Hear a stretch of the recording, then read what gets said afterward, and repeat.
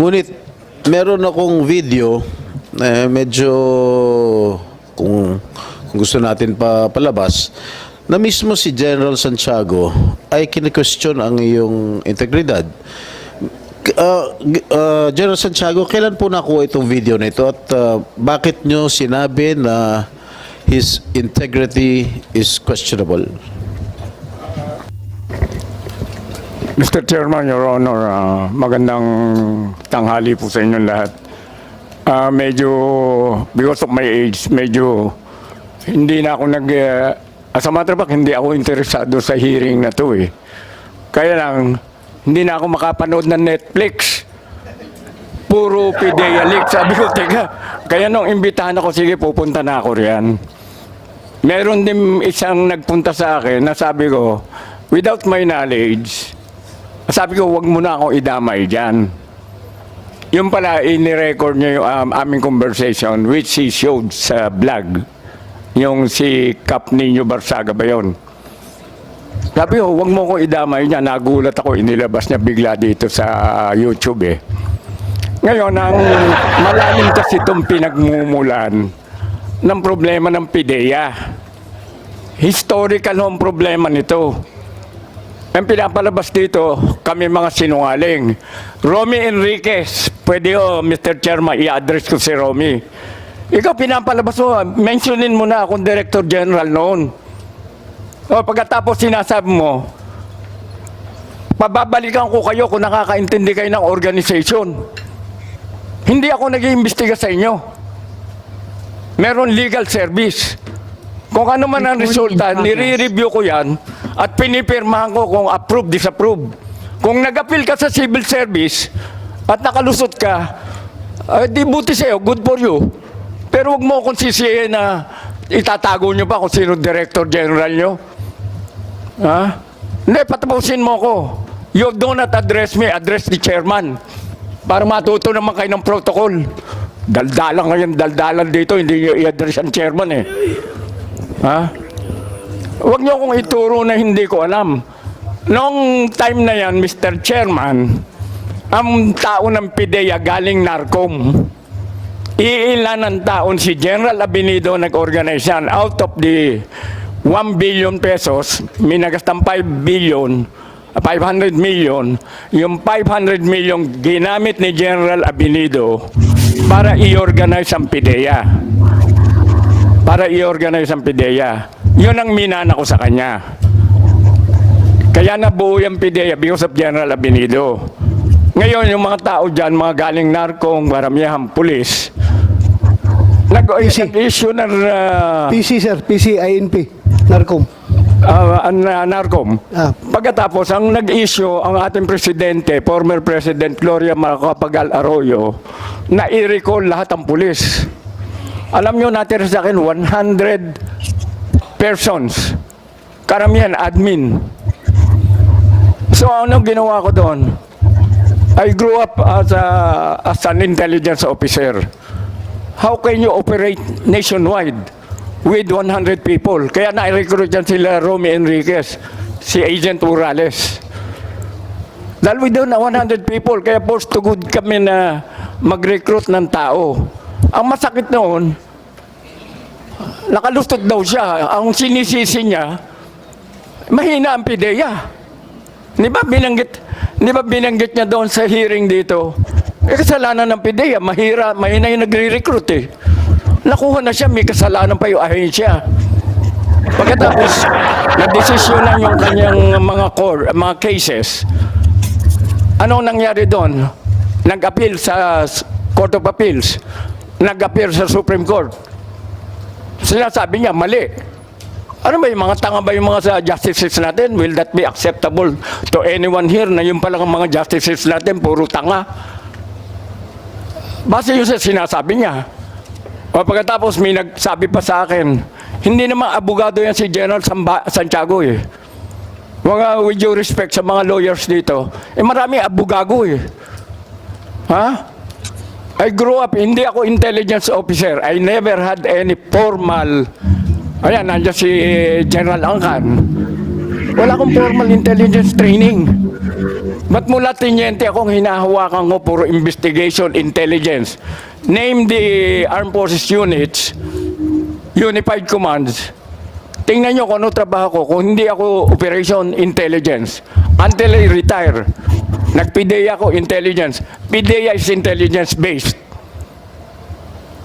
Hindi mo naman kailangan, kinwestiyon pa ni ex-agent Morales, si Derek Carion. Eh, hindi naman chemist yan eh. Nakalimutan niya, ni si Derek was director ng laboratory service. Ang tao niya, yung mga chemist. So, porque hindi ka abogado, hindi ka na pwede. Ang tagal ko nag-handle ng cases. Hindi ako perfect one, nagkakamali rin ako, pero hindi po pwedeng i-insultuhin ka nitong mga tao na to. Ano ba naabot nyo? You may be somebody, but I'm everything. You may be something, but I'm everything. Based on my experience. Huwag kayong mga insulto ng kapwa nyo rito. Makinig kayo at irespeto nyo yung protocol. Before you Yeah, nagalit si General Santiago dito, mga kaibigan, ha. Talagang na-insulto yung mama kasi buhay pa siya, mga kaibigan, buhay siya eh. Ito maganda kapag buhay ka, mapagtatanggol mo sarili mo, di ba? Galit na galit yung mama, oh. Sinungaling talaga itong mga tao na to, itong mga nagpapakalat na to ng PIDEA leaks na to, oh. speak, sasabayan nyo, humingi kayong permiso sa chairman. Mr. Chair, if I may. Yes, go ahead, Chico. You have the floor. Yeah, General Santiago, naging tao niyo ba itong si Morales? Nakasama ko nga yan. Ang problema, kaya pinapatingnan ko yung organization. Itanong natin sa kanya kung anong level siya doon sa ladder. Sa organization, may ladder yan. Kailan po kayo naging PIDEA Chief, General? I was PIDEA chief from 2006 to 2010.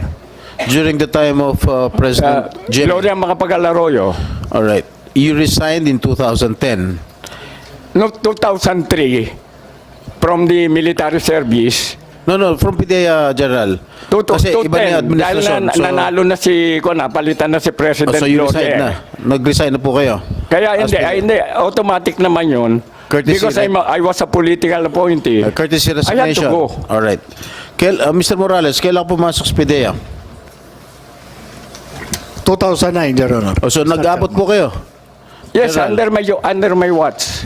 All right. During the time na nagsama po kayo, na nakatrabaho niyo po si Morales, ano po ang pwede niyo sabihin sa integridad, sa trabaho ni Ginoong Morales? Alam nyo, Mr. Chairman, ako, Director General ako. Nandun sila. Nasa doormat sila eh. Doormat sila eh. As a matter of fact, within the IS, IIS, nandun siya sa ibaba, investigador siya. Meron pa siya na I think nandiyan si Francia, pero above Francia, there's somebody else. Pagkatapos, saka ka lang aakyat doon sa DG for Deputy for Operation, the classmate of our Honorable Chairman. Ang nagtataka ko, bakit he is all over? Ba't nandoon ka? Nilalampasan mo lahat ng tao. Sino? You're talking about Morales? Eh, nakadiretso nga siya hanggang Malacanang daw eh. So, Talagang matindi pala talaga itong Morales na to, mga kaibigan. May ambisyon talaga. Yung sinasabi natin kanina sa part 1 ng live stream natin, na pinuputol tayo. Kasi nga, ayan, para sinasabotahe tayo. Ayaw ipa-review to eh. Di ba? So, ang tendency mga kaibigan nitong tao na to, dumidirekta talaga siya. Di ba? Nagbabypass talaga ito. May ambisyon mga kaibigan na alam mo yon, nang babaliwala. Ang tingin niya talaga mataas siya mga kaibigan. O, tuloy natin. he did not follow the chain of command. Yun ba ibig niyo sabihin? Walang chain of command na sinusundan. He's all over. Pagkatapos, tinira pa niya ako. Ang sinasabi ko noon, titirahin mo ko, meron tayong command group, Mr. Chairman. Ano po pagkatira sa inyo, General? Yung mga tungkol sa chemicals yan, ipahimkuan.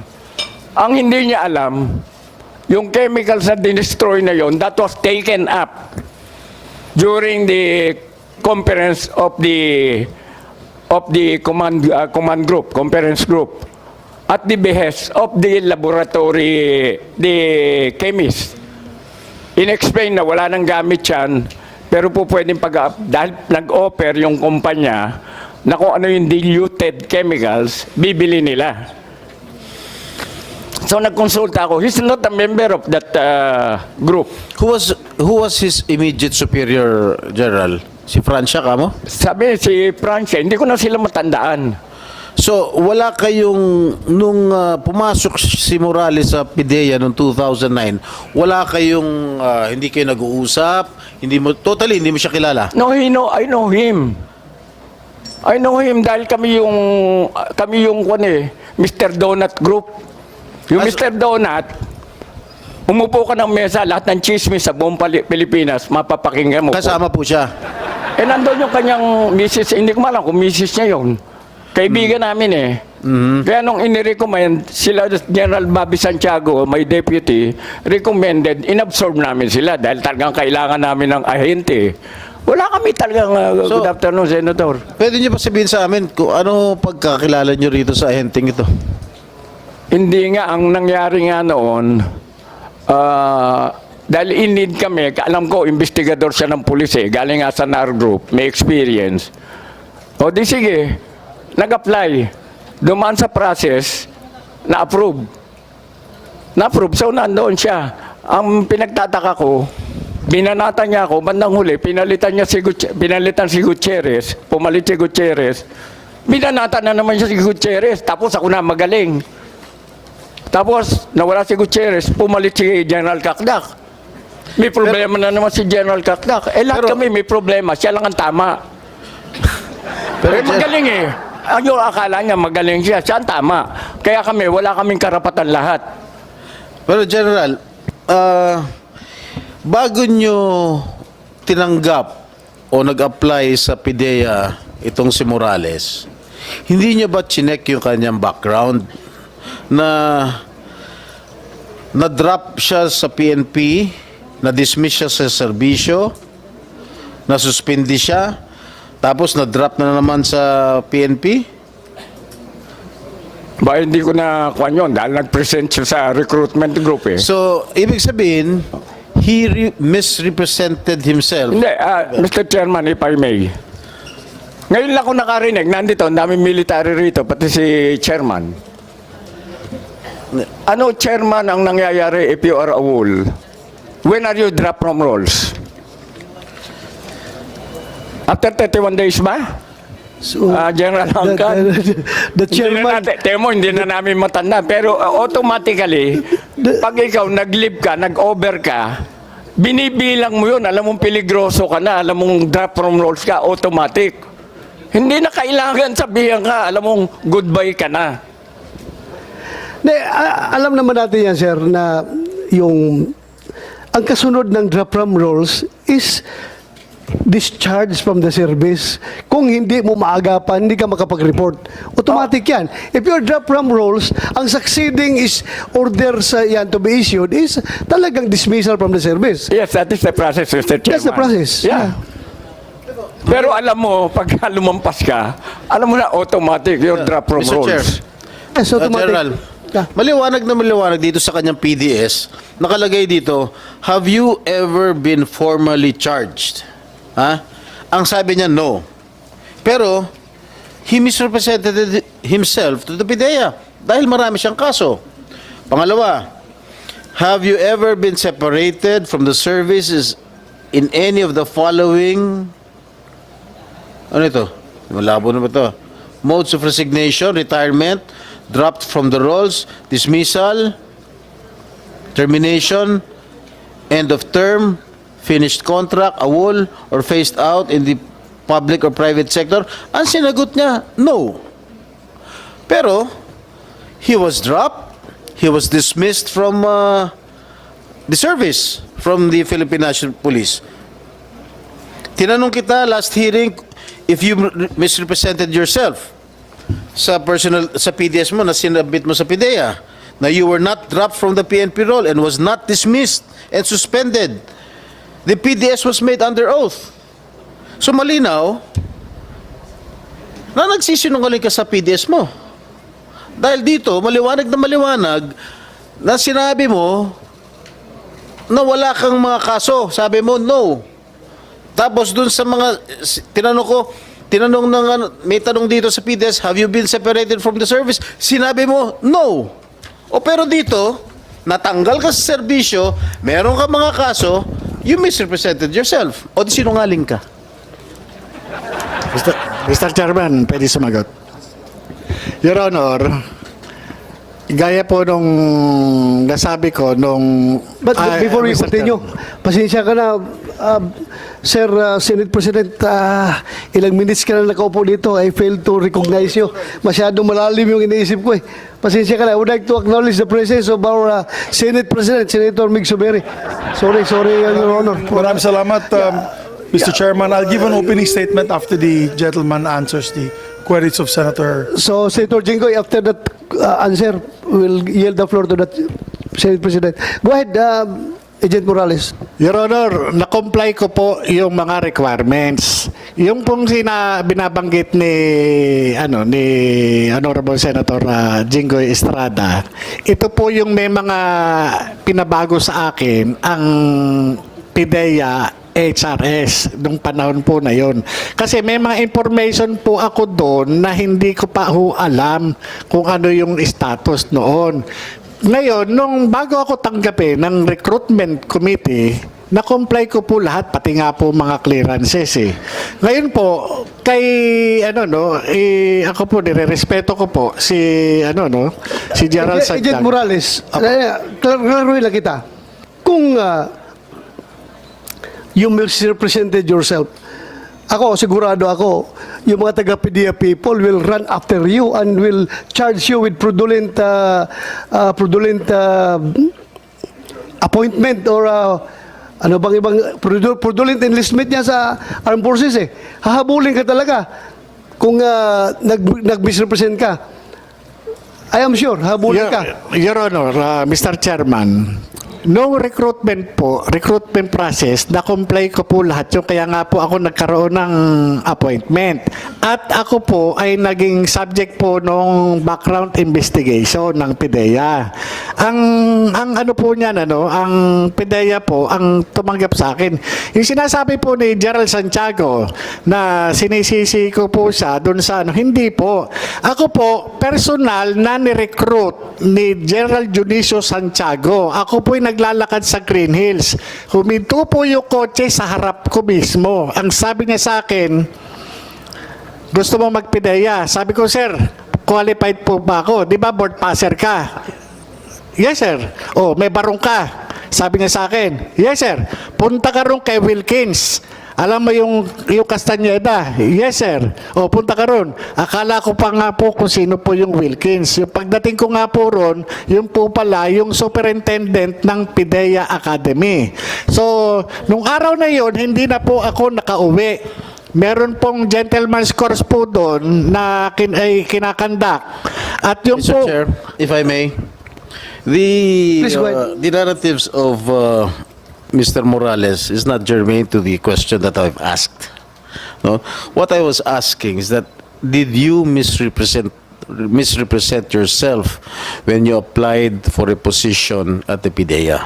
Because it is very clear in the PDS that you misrepresented yourself. Despite the Mr. fact. Chairman, Your Honor. Answer directly the question. Wala po akong represent, Your Honor. Kasi po, kinomply ko po yan doon sa PIDEA admin. Kinomply ko po yan. Yan pong mga hindi ko po alam yan na basta kinomply ko po yan. Kaya nga po nila ako tumanggap eh. To continue, Your Honor, Mr. Chairman. No. What did you comply, Mr. Morales? What did you comply? Wala. Dito sa PDS mo, ang sinagot mo at ang tanong sa'yo, have you ever been formally charged? Sinagot mo, no. Pero marami ka namang kaso rito. At inuulit ko, have you been separated from the service in any of the following modes? Resignation, retirement, drop from the rolls? You said no. Di sinagot mo, no, maliwanag ka. Your Honor, yung nga po sandali lang, kinomplay ko po, Your Honor. Tapos dito sa nakalap natin mga records mo, marami kang mga kaso. Mr. Chairman, normal po doon sa operatiba ang Oo nga, magkakaso. why did you misrepresent yourself? But dapat Your Honor, wala pong misrepresentation dyan. Dapat sinabi mo, Mr. yes, Chairman. you have been formally charged. Recording in progress. Mr. Chairman, Your Honor, ako'y nag-comply doon sa hinihingi ng PIDEA recruitment doon. General Santiago, you were PIDEA chief at that time. Kung nalaman nyo po na marami kaso po ito, na he misrepresented himself doon sa pag-apply niya sa PIDEA, will you still accept him? Sino naman ang... kahit sino naman yan, pag alam mo niloloko ko, ba't mo tatanggapin? Saka dalawa pa yan, idadagdag ko lang. Correct me if I'm wrong, Mr. Chairman. Ang kaso, dalawa, administrative, and the other one is criminal. Yung administrative, pwede kang makalusot dyan eh. Yung criminal, pag nakalusot ka dyan, sasabihin mo, Kwan, nakapending pa, hindi pa nare-resolve, maraming requirement ang criminal prosecution. As a matter of fact, pagka criminal prosecution, ayan, si Romy hindi pa nakapasa sa baryan. Pinantay ka na. Tapos pagtalo kayo sa akin dito, hindi ako abogado. Oh.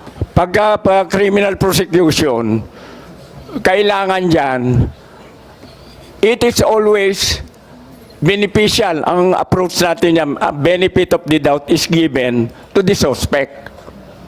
Pagkatapos may two-witness rule tayo dyan. As a matter of fact, yung sinasabi, nakinig ako kay, siyempre si Congressman Marcoleta, bilib ako dyan, pinapanood ko.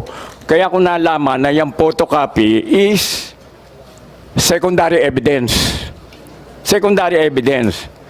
Pero babalikan natin yung tanong, kung nasa yung secondary evidence, again, nasaan yan? Yun ang root of contention dito sa hearing na to eh. Nasaan yung original? O pagkatapos, tinatago, ito naman si Maharlika, pinangalanan yung, siya na nagturo eh. Nasa vlog yan eh. Tinuro niya kung sino source. Nag-volunteer daw na nag-report. Ngayon, kung papakinggan ko lahat at papaniwala kung napapanood ko sa YouTube, eh wala na, ang gulo-gulo na natin lalo. Hindi mo naman alam kung sino totoo at sino mali ron sa YouTube eh. Marami niyan kung magsalita, eh meron ko may mga professional na kwan. Alam mo, huwag kang magagalit, Jonathan, ang tawag ng mga kaibigan namin sa iyo, STL. Huwag mo kakalimutan STL. Kilala ka nila personally. Ang STL, ano STL? Alam ko, the small town lottery.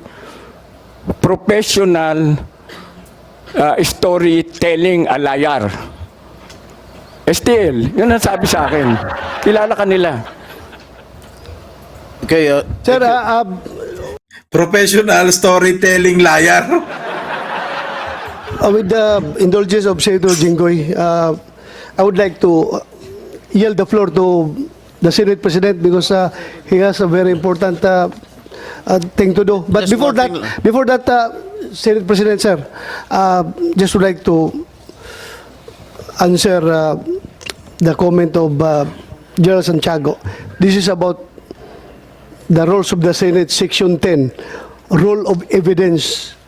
Technical rules of evidence. Kaya kung sinasabi mo, primary man o secondary or whatever evidence yan. Technical rules of evidence applicable to judicial proceedings which do not affect substantive rights need not be observed by the committee.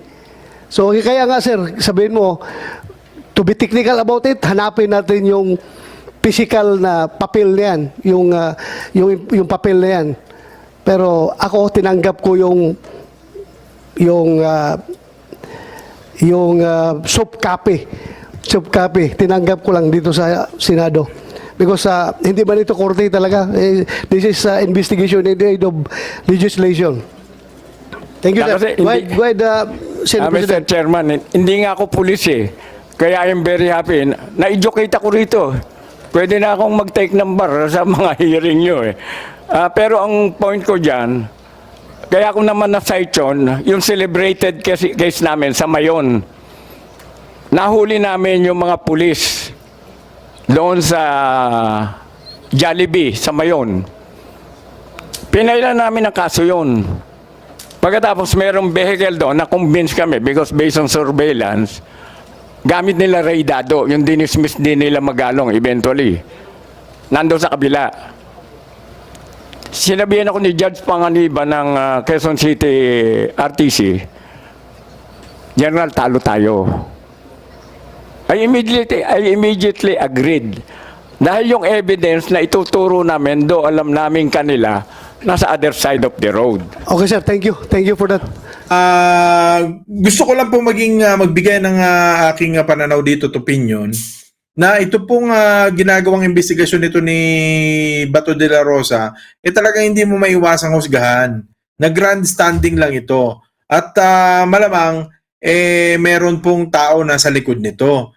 Kasi number one, mga kaibigan, wala pong kapupuntahan nito.